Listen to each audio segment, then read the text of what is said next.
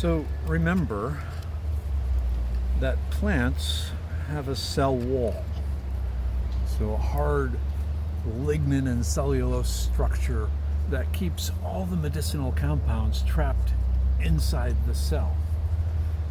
And so if you just take a fresh green plant and drop it in hot water or ethanol to make a tisane tea or a tincture or an infused oil or anything like that, you're not going to get anything out of the plant. It's all going to stay trapped inside there. Now you can mechanically crush and chop and smash and therapeutically let loose violence upon the plant material to rupture the cell walls. But in doing so, you're still only going to break open a small majority of them, or a small minority of them. So the best thing to do if you want to use plants medicinally is you want to take them and hang them up and air dry them for at least 2 weeks.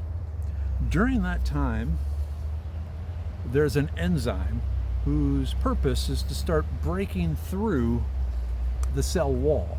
The reason for this is when the plant dies, it wants to return all these nutrients and vitamins and minerals and stuff inside the cell back into the soil so that it can use it again. Or its children can use it, or some other plant can use it. So when the plant is dead, when it decides, you know what, I'm no longer attached to my roots, I think I'm dead, it triggers that enzyme whose purpose is to start chewing little holes through all the cell walls of all the cells in the plant.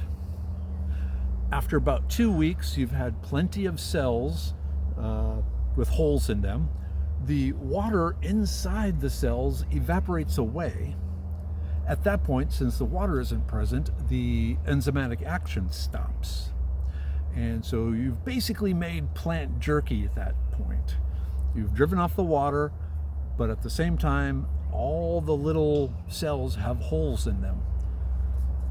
This preserves the plant, but more importantly, when you put the plant in your ethanol, in your water, in your oil, whatever you're infusing or extracting medicinal compounds from the plant into the fluid, now have escape routes. Every cell can give up its compounds. So you get a much stronger, much more potent medicinal concoction. When people ask, can I just put the plant in the dehydrator and do it that way? And the answer is no. If you use a dehydrator, you force the moisture out of the plant really fast. Through the stoma, the little tiny breathing apparatus that the plants use, and you don't give the enzyme a chance to break holes through the cell wall. And so the dehydrator, it will dry the plants, preserve them, but it won't actually give you those little tiny pores for the medicinal compounds to leave the cells. If you have a freeze dryer, that is a great one, because in the case of the freeze dryer, you will get ice crystals growing inside the water inside the fresh green plant will form ice crystals which will penetrate, puncture, and tear open the cell walls. So the freeze dryer, it freezes, you get these ice crystals, they tear open the cell wall, then you put, it continues on until dryness, so the plant is dehydrated.